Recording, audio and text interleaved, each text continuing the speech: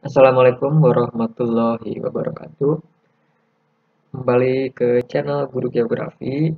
Kali ini saya akan coba memberikan sedikit pembahasan tentang materi kelas 12. Nah, apa yang akan kita pelajari?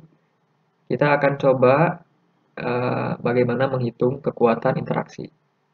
Ya, kekuatan interaksi, interaksi wilayah maksudnya. Nah, ini kan materi yang ada hitung-hitungannya ya. Itu. Sebelumnya saya sudah memberikan sedikit pembahasan tentang teori gravitasi ya di video sebelumnya. Nah, sekarang kita akan lanjut ke cara menghitung sama, menghitung kekuatan interaksi tapi dengan metode yang agak berbeda ya, meskipun pada prinsipnya sama sih. Jadi ini salah satu bagian dari bagaimana kita memahami pola-pola interaksi wilayah gitu. Jadi bagaimana sih mobilitas di ruang permukaan bumi ini ya.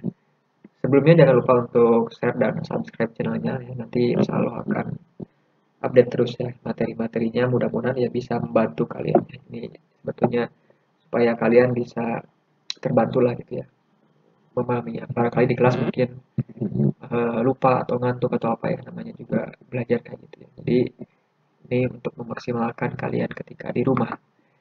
Oke, jadi apa sih yang harus kita pahami ini ya? Kekuatan interaksi. Ya, maksudnya apa sih? Jadi kalian harus paham konsepnya dulu gini ya. Jadi belajar geografi itu kalian jangan hanya belajar itu taunya A, B gitu ya. Tapi nggak tahu maksudnya itu gimana gitu. Seringkali guru kita itu kan ngasih pelajaran terutama di Indonesia gitu ya. Jadi kita itu fokus ke apa ya teori gitu ya. Teori ya benar teorinya harus paham tapi harus tahu juga konsepnya. Jadi eh, kalau di dalam pertanyaan itu mengapa ya. Jadi mengapa kok harus pakai rumus seperti itu ya. Mengapa sesuatu itu terjadinya seperti itu. Jadi kita jangan hanya tahunya apa aja. Terus, apa teorinya, kemudian rumusnya seperti apa. Jadi lurus gitu ya. Makanya kita apa namanya wawasan kita itu sering kurang karena kita hanya diajarkan untuk lurus gitu ya. Hanya tahunya ini, tapi nggak tahu apa sisi lain dari kejadian atau fenomena geosfer itu ya misalkan. Saya ambil contoh gini ya. Jadi kalian harus bisa ada sedikit wawasan. Sebelum kita ngitung-ngitung ya, ngitung-ngitungnya gampang sih, nggak susah. Tapi ini harus tahu konsepnya. Jadi kan ini teori kita pakai teori konektor ya. Jadi kita itu sekarang belajar teori konektor atau konektivitas. Ini bisa kemana-mana. Jadi kalian itu harus terbuka ya pemikirannya jangan sampai cuma satu itu aja. Ini supaya daya nalar kalian itu makin berkembang jauh. Konektor, konektivitas sama lah gitu ya. Nah, maksudnya apa? Kita ambil contoh, kita jangan ke kota dulu ya, kita ke manusia aja. Jadi ambil contoh kalau kalian menjelaskan sesuatu ke teman kalian, atau misalkan lagi presentasi.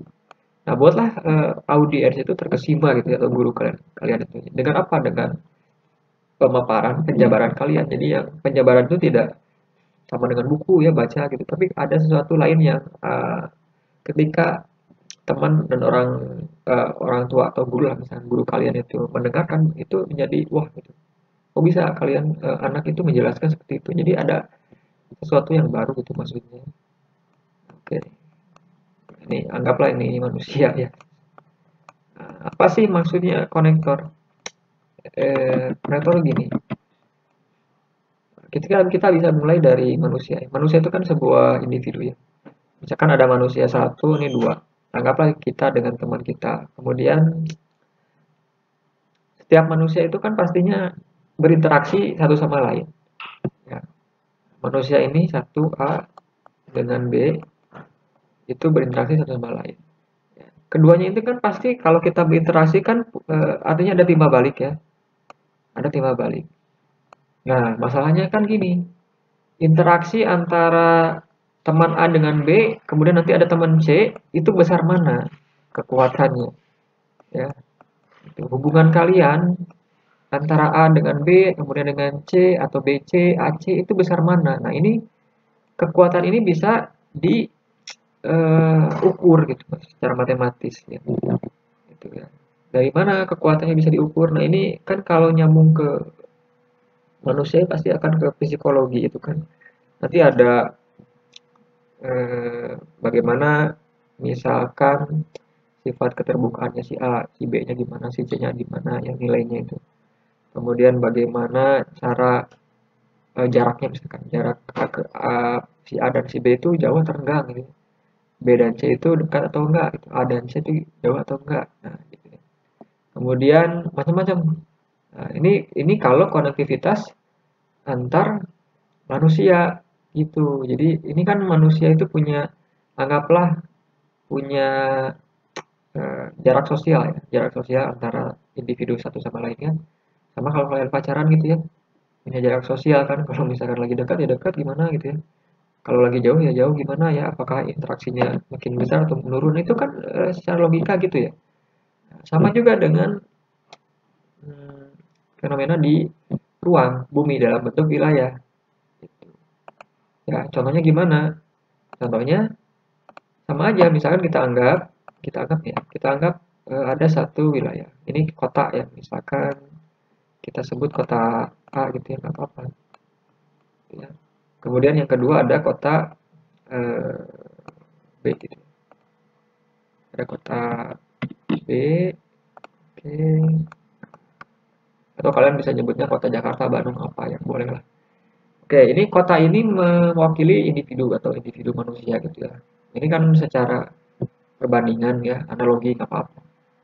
Baik, kota A dan B itu pasti dihubungkan dengan satu jaringan. Jaringan apa? Jalan biasanya. Jadi kan ya, biasanya ada seperti ini. Kemudian misalkan ada kota C di sini, ya, saya kasih misalkan kota C di sini. Kemudian ini jaringan jalannya ya. Oke, baik. Nah, ini misalkan ini jaringan jalan seperti ini.